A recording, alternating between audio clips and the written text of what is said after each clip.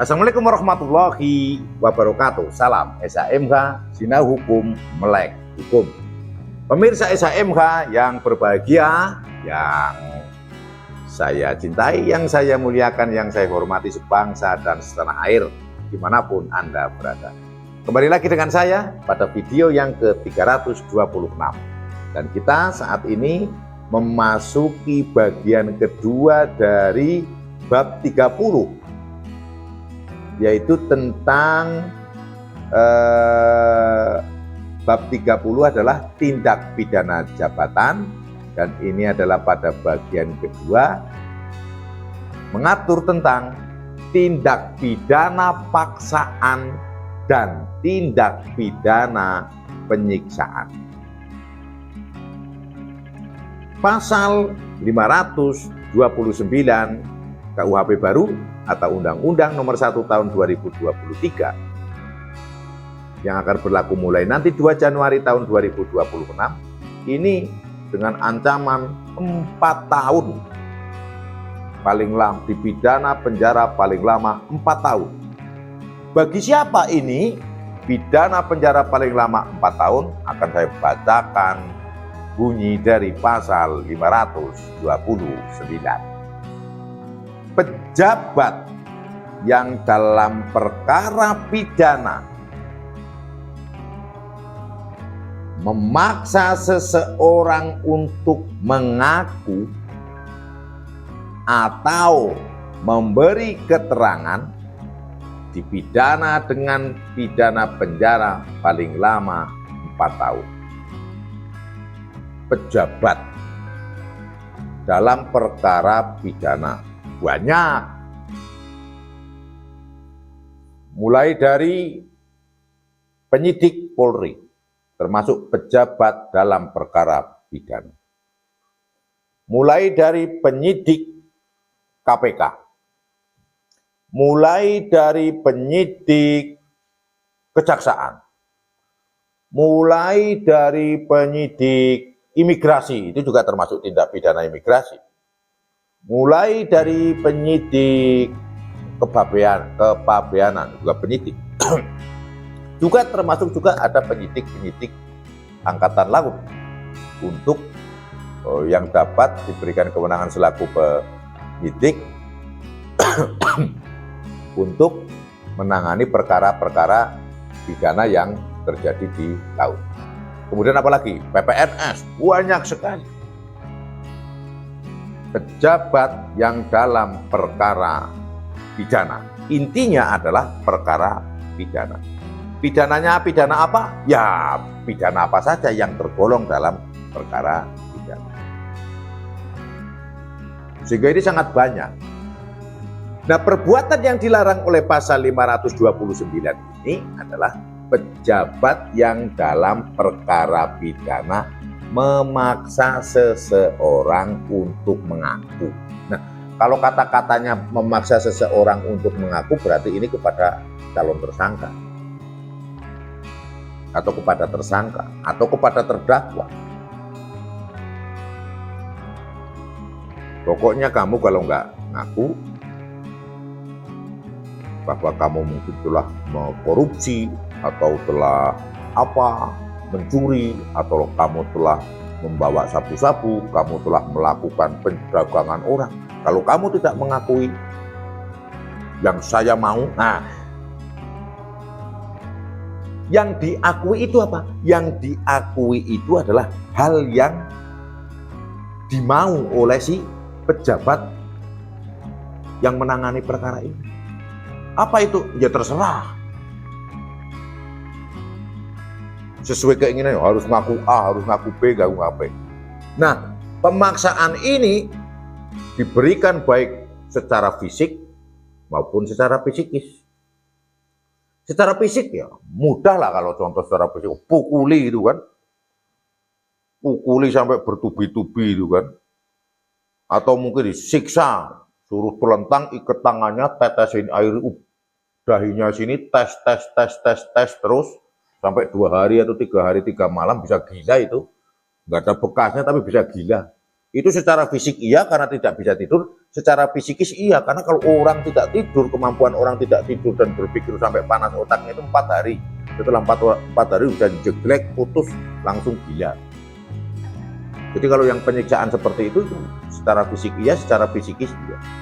Kemudian penyiksaan secara fisikis juga gampang, takut-takutin. Bro, kemarin itu yang pelaku itu nggak ngaku kan kalau telah melakukan impor ilegal ini. Nah, terus gimana nasibnya? Nggak tahu bang. Bang suruh abang kita lepas di laut. Udah tak kasih banduli batu 1 karung, paling juga dimakan hiu, misalnya gitu kan. Padahal sebelahnya orang lagi diperiksa ini kan. Ngaku lah akhirnya daripada ditenggelamin di laut. Ya kan? Digelamin di laut gitu kan. Itu penyiksaan yang secara fisikis menakut-nakuti itu. Akhirnya ya udahlah, daripada itu contoh itu kan. Kemudian memaksa seseorang untuk memberikan keterangan. Bapak di dalam proses penyidikan tindak pidana itu kan membutuhkan alat bukti. Alat buktinya yang salah satunya adalah keterangan saksi.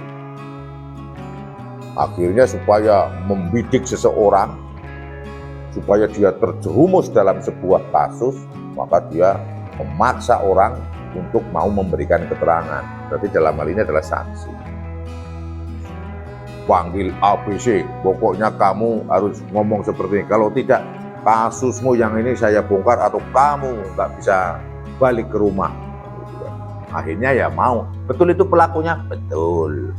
Bagaimana melakukannya? Seperti ini. Kok kamu tahu? Ya pada saat itu saya ada di situ.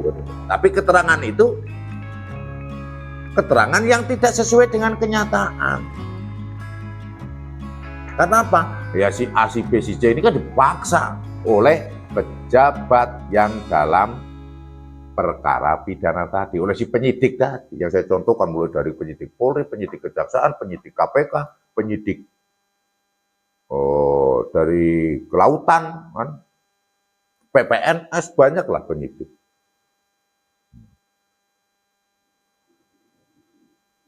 Itu secara fisikis. Kalau secara fisik yo, saksi-saksi ini pukuli ya toh, biar mau memberikan keterangan. Seperti itu.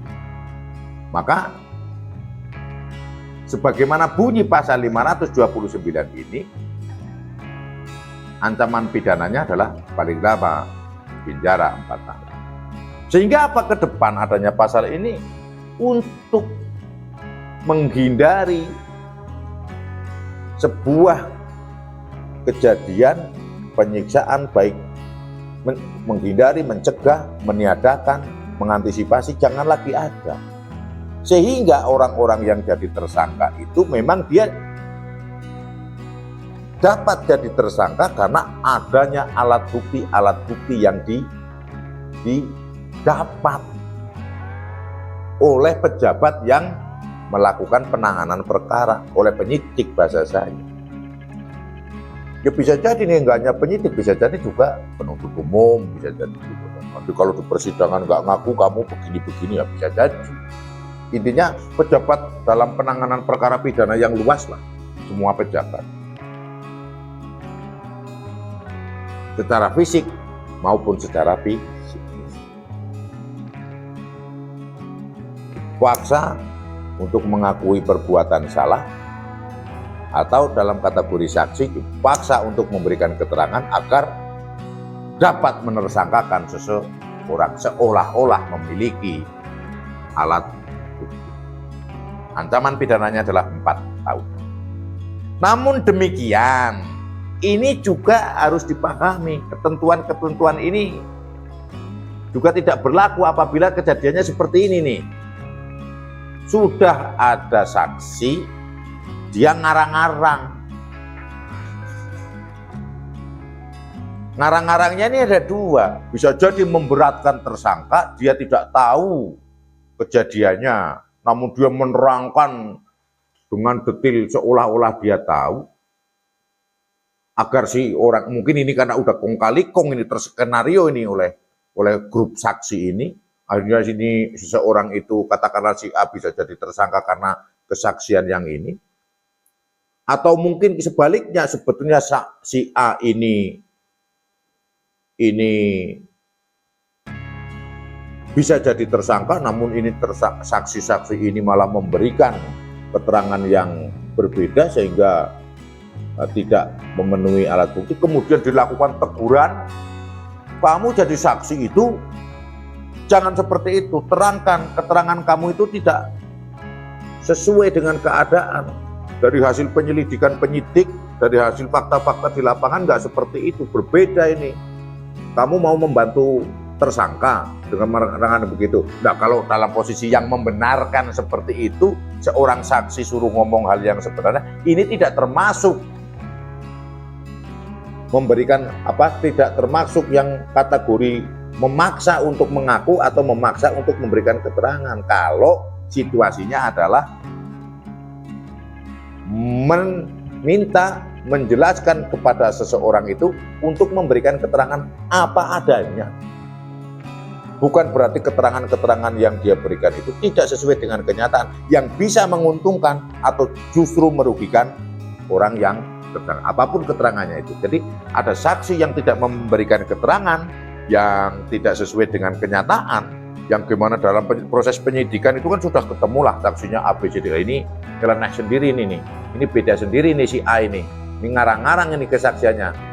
Orang dia bareng si B dan si C kok malah enggak Pak, itu dia enggak termasuk ini, dia tidak termasuk korupsi itu, tidak termasuk menggelapkan itu Pak, tidak termasuk merugikan negara itu, walaupun dia itu menggunakan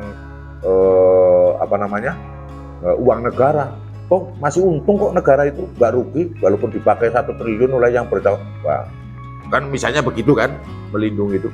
Nah itu ditegur oleh penyidik Polri, penyidik kejaksaan, penyidik KPK, oleh penyidik yang lain. Kamu ngomong, itu tidak termasuk, tidak masuk seperti ini. Tidak yang dimaksud di pasal 529 ini. Walaupun dia menegurnya cukup keras, tidak termasuk yang kategori memaksa. Kenapa di sini tidak termasuk kategori memaksa? Ya karena memang jangan sampai pasal ini itu digunakan oleh orang-orang yang mau berbohong menguntungkan tersangka atau berbohong merugikan seseorang supaya jadi tersangka.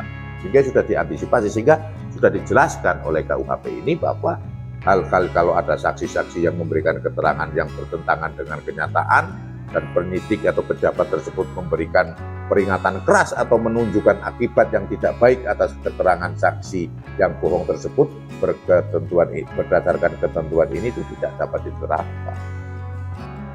Bukan berarti wah ini saya terpaksa. Kenapa kok mau? Saya terpaksa ini, nggak bisa.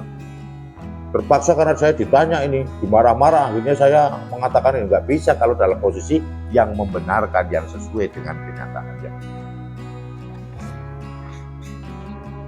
Jadi pasal ini adalah pasal untuk mengantisipasi agar pejabat-pejabat dalam perkara pidana jangan sampai melakukan tindakan-tindakan yang di luar peraturan perundang-undangan, dan dalam memperoleh keterangan dari tersangka, dari terdakwa atau pihak-pihak yang disangka melakukan tindak pidana harus betul-betul melalui proses sehingga terkumpul alat buktinya terlebih dahulu, baru berdasarkan alat bukti ini dapat menentukan si A ini pelakunya. Sebagaimana ketentuan peraturan undang-undang, dalam hal ini adalah Kitab Undang-Undang Hukum Acara Pidana. Kan seperti itu. Kumpulkan alat buktinya dulu, baru dapat menemukan tersangka. Bukan mengejar pengakuan tersangka lagi. Yang kedua juga untuk membatasi, jangan sampai juga memaksa seseorang untuk bersaksi, untuk yang dapat merugikan seseorang, bisa jadi tersangka atau seseorang yang tidak bersalah menjadi tersangka. Namun juga ketentuan ini juga memberikan edukasi terhadap masyarakat bahwa dalam memberikan keterangan itu harus sesuai dengan kenyataan yang dilihat, didengar, diketahui atau dialami, tidak boleh ngarang-ngarang. Apabila memberikan keterangan di luar yang dilihat, yang diketahui, dialami atau didengar atau alias ngarang-ngarang dan dilakukan peneguran dengan keras oleh pelaku atau oleh pejabat yang melakukan penanganan perkara, ini tidak masuk dalam kategori yang memaksa seseorang. Bahkan kalau menerangkan seperti ini. Oh, mohon maaf Bapak Ibu, Anda berkata menerangkannya tidak benar, tidak sesuai dengan kenyataan. Kalau jenengan tidak benar, jenengan diancam hukuman tersendiri karena dapat merugikan orang lain secara hukum. Wah, itu tidak termasuk yang memaksa, tidak termasuk yang hal yang dimaksud di pasal 529. Itu yang bisa saya sampaikan pada video yang ke-326. Semoga bermanfaat. Apabila ada salah dan keliru yang saya sampaikan, mohon dimaafkan dan dimaklumi. Terima kasih sudah menonton video SHMH. Terima kasih yang sudah subscribe. Bagi yang belum, dimohon berkenan untuk subscribe dan nyalakan notifikasi untuk update video SHMH selanjutnya. Salam SHMH, Sinau Hukum, Melek Hukum. Wassalamualaikum warahmatullahi wabarakatuh. Terima kasih.